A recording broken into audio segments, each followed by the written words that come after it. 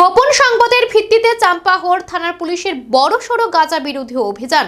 সোমবার গভীর রাতে খোয়াই মহকুমার বাছাইবাড়ি জিতেন আখাড়াবাড়ি এলাকায় তুলাশেখর বন বিভাগের জায়গায় গভীর জঙ্গলে লুকিয়ে রাখা একটা বিশাল গাঁজা বাগান চিহ্নিত করে অভিযান চালায় পুলিশ।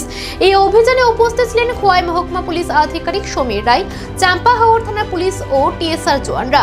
অভিযানে প্রায় 1200টি অবৈধ গাঁজা গাছ ধ্বংস করতে সক্ষম হয় পুলিশ।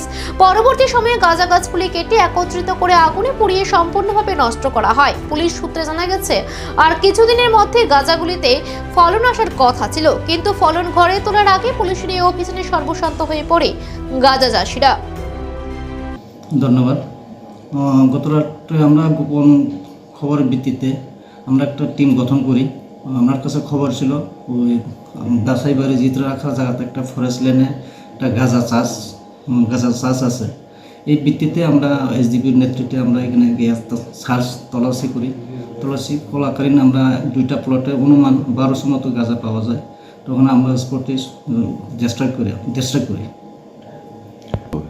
অনুমানিক 10-12 হাজার টাকা হবেই, সরি 10-12 লাখ।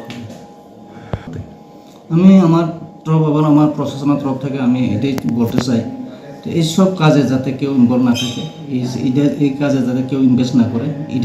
এটার পরিবর্তে বিভিন্ন আমাদের ওই ফলনের পদ্ধতি আছে, এই জায়গাতে যাতে অ্যাভয়েড করে।